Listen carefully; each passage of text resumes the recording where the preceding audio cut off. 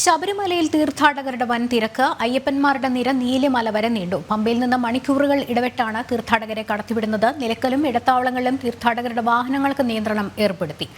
വിവരങ്ങളുമായി കിരൺ കുമാർ ചേരുന്നുണ്ട്. കിരൺ, വലിയ തിരക്ക് അനുഭവപ്പെടുന്നു. അവധി ദിവസങ്ങളാണ്, നമുക്കറിയാം. ഒപ്പം തന്നെ മണ്ഡലപൂജ, മകരവിളക്ക് എന്നിവയൊക്കെ അടുത്തു വരുന്നു. പക്ഷേ ഇതുമായി ബന്ധപ്പെട്ട ക്രമീകരണങ്ങൾ അപ്പോൾ ഒന്നും സജ്ജമായിട്ടില്ല എന്നുള്ളതാണ്. വീണ്ടും ഈ തിരക്ക് വർദ്ധിച്ചപ്പോൾ ഉണ്ടാകുന്ന തീർത്ഥാടകരുടെ നിര, ഒപ്പം തന്നെ വാഹനങ്ങൾക്ക് ഏർപ്പെടുത്തേണ്ടി വന്ന നിയന്ത്രണം ഒക്കെ നമുക്ക് ചൂണ്ടിക്കാട്ടിത്തരുന്നതാണ്.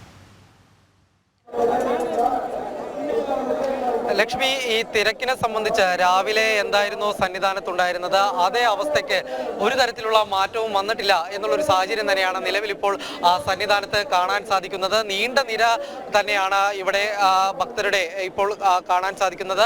ഇന്നലെ വൈകിട്ട് മുതൽ ആരംഭിച്ചതാണ് ഈ ഭക്തജന തിരക്ക്. തുടർച്ചയായിട്ടുള്ള 2 അവധി ദിവസങ്ങൾ എത്തുന്നു. അതായത് ഇന്നലെ ഞായറാഴ്ച, ഇന്ന് ക്രിസ്മസ് ദിനം.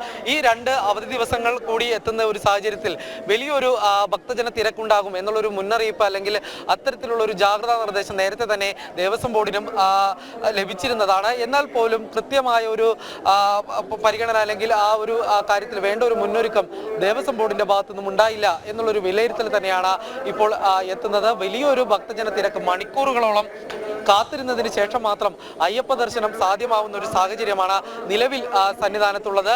10 മണിക്കൂറിലധികമാണ് ഓരോ അയ്യപ്പ ഭക്തനും ക്യൂവിൽ നിൽക്കേണ്ടി വരുന്നത്.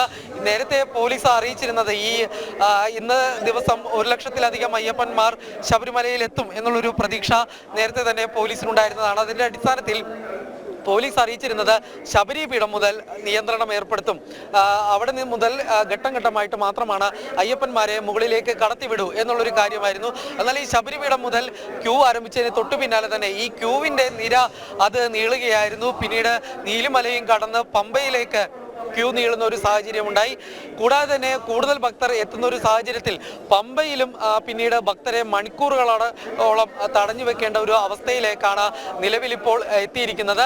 നിലവിൽ നിലക്കലിൽ നിന്ന് പമ്പയിലേക്ക് വാഹനങ്ങൾ കടത്തിവിടുന്നതിനും നിയന്ത്രണം ഏർപ്പെടുത്തിയിട്ടുണ്ട്. കാര്യം പമ്പയിൽ വലിയൊരു ഭക്തജന തിരക്കാണ് അനുഭവപ്പെടുന്നത്. സന്നിധാനത്താണെങ്കിൽ നേരത്തെ പോലീസ് അറിയിച്ചത് സന്നിധാനത്ത് ഉൾക്കൊള്ളാവുന്നതിലും അപ്പുറത്തേക്ക് ഭക്തജനങ്ങളുടെ തിരക്ക് എത്തി എന്നുള്ളൊരു കാര്യം തന്നെയാണ്. സന്നിധാനത്തേക്ക് പമ്പ വഴി വരുന്ന അയ്യപ്പന്മാരുണ്ട്. കൂടാതെ തന്നെ പരമ്പരാഗത കാനനപാതയായിട്ടുള്ള ഈ പുല്ലുവേട് വഴി വരുന്ന അയ്യപ്പന്മാരുമുണ്ട്. ഇന്നലെ മാത്രം 5800ഓളം അയ്യപ്പന്മാരാണ് ഈ പുല്ലുമേട് വഴി വന്നത്. ഇന്നത് 6000ത്തിലേക്ക് കടക്കുമെന്നാണ് പ്രതീക്ഷിക്കുന്നത്. അത്തരത്തിലുള്ള കണക്കുകളാണ് ലഭിക്കുന്നത്. ഈ ഒരു സാഹചര്യത്തിൽ വലിയൊരു ഭക്തജന തിരക്ക് തന്നെയാണ് ശബരിമലയിൽ അനുഭവപ്പെടുന്നത്. ഇന്ന് ഉച്ചയ്ക്ക് ശേഷം, അതായത് ഉച്ചയ്ക്ക് 1 മണിക്ക് ക്ഷേത്ര നട അടക്കും. അതിനുശേഷം 18-ാം പടി ചവിട്ടാനേ സാധിക്കുകയുള്ളൂ. പിന്നീട് 3 മണിക്ക് ദർശനം, ക്ഷേത്ര നട തുറന്ന ശേഷമാണ് ഈ ദർശനം അനുവദിക്കുക. ഈ സമയത്ത് എത്തിയ അയ്യപ്പന്മാരുടെ, അതായത് 18-ാം പടി ചവിട്ടിയതിനു ശേഷം 3 മണിക്ക് ശേഷം ദർശനം കാണാൻ വേണ്ടി നിൽക്കുന്ന അയ്യപ്പന്മാരുടെയും വലിയൊരു ക്യൂ ഇപ്പോൾ അനുഭവപ്പെട്ടുകൊണ്ടിരിക്കുകയാണ്. ഇതിനു പുറമെയാണ് മണിക്കൂറുകൾ നീണ്ടുനിന്ന് പമ്പ മുതൽ ഈ ക്യൂ കോംപ്ലക്സുകളൊക്കെ എല്ലാം തന്നെ കടന്ന് സന്നിധാനത്തേക്ക് എത്തുന്ന അയ്യപ്പന്മാരുടെ നിര. ഈ ഒരു നിര വലിയ രീതിയിൽ തന്നെ വലിയൊരു തിരക്കായി തന്നെ അനുഭവപ്പെട്ടുകൊണ്ടിരിക്കുന്ന ഒരു സാഹചര്യം തന്നെയാണ് ഉള്ളത്. ഇനി വരുന്ന 2 ദിവസം മാത്രമാണ് ശബരിമല നട ഈ മണ്ഡലപൂജക്കായിട്ട് തുറന്നു വെക്കുക. 27-ന് നട അടക്കും.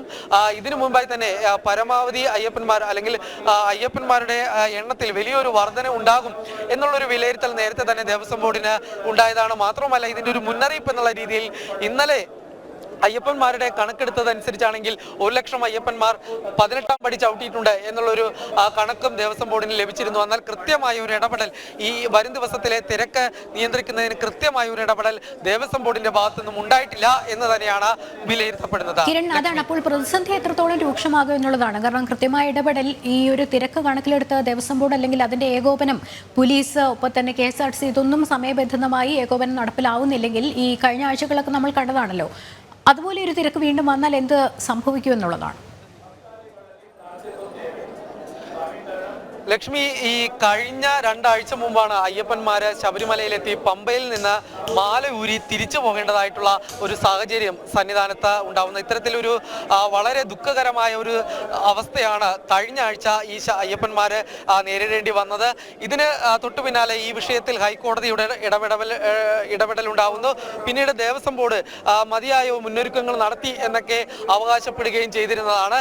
എന്നിരുന്നാൽ പോലും വേണ്ട രീതിയിൽ ഈ കാര്യങ്ങൾ ഫലവത്തായില്ല എന്നുള്ളൊരു കാര്യമാണ് ഇപ്പോൾ ഈ ഒരു തിരക്കും വരുന്ന വാഹനങ്ങളുടെ നീണ്ട നിര, ഒപ്പം തന്നെ ദർശനം കിട്ടാതെ അല്ലെങ്കിൽ മണിക്കൂറുകൾ കാത്തു നിൽക്കേണ്ടി വരുന്ന അയ്യപ്പന്മാരുടെ ഒരു നിരയൊക്കെ നമുക്ക് ചൂണ്ടിക്കാട്ടി തരുന്നത് കിരണാണ് വിവരങ്ങൾ നൽകിക്കൊണ്ടിരുന്നത്.